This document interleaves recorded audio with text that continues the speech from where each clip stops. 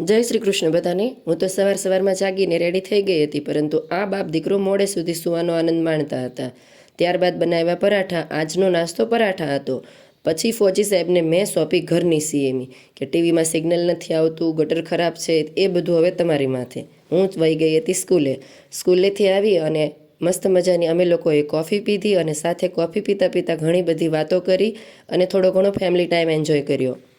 હવે તેઓ કહેતા હતા કે ચાલો ક્યાંક બહાર જઈએ। મેં કહ્યું બહાર તો ઠીક, પહેલાં મને મારી નણંદના ઘરે લઈ જાઓ, તે કે દિવસના તેડાવે છે। મારી નણંદ એટલે કે તેમના બેન જે રંઘોળામાં રહે છે।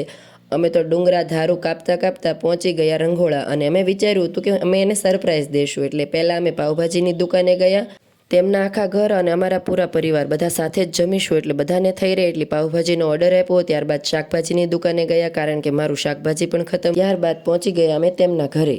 તારા ઘરે આવ્યા, તને કેવું લઈ ગયું? મામા મને આવા તો મને સરપ્રાઈઝ આપી દીધી।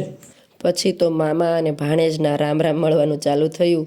હું પણ નાના ભાણેજને પણ મળી અને ત્યારબાદ અમે ઉપાડ્યું મિશન પાઉંભાજી। બધા માટે પાઉંભાજી કાઢી અને બધાને પીરસવાનું ચાલુ કર્યું। એ લોકોને તો સમજમાં જ નહોતું આવતું કે અમે આ કેવો સરપ્રાઈઝ આપી દીધો, પરંતુ આ જ તો મજા છે કે પરિવારની સાથે રહી હળી મળી અને જમીએ।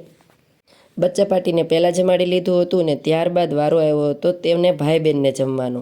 બેન ગળાના સામ આપી આપીને દૂધના વાટકા ભરી રહી હતી પોતાના ભાઈ માટે કે ભાઈ આર્મીમાંથી આવ્યો છે, હું એને પ્રેમથી જમાડું। મેં પણ તેમને તેમનો ટાઈમ એન્જોય કરવા દીધો અને હું પહોંચી ગઈ તેમના મંદિરમાં। બેન છે તે હરિભગત છે, તેમની પાસે સરસ મજાની સ્વામિનારાયણ ભગવાનની મૂર્તિ હતી। મેં તેમના દર્શન કર્યા અને આ સુંદર મજાના કમાડ બધા કોમેન્ટ કરજો કે કોણે કોણે જોયેલા છે, કોના કોના બચપણમાં આવા કમાડ હતા। હું તો મારા બચપણના આવા કમાડને બહુ જ મિસ કરી રહી છું।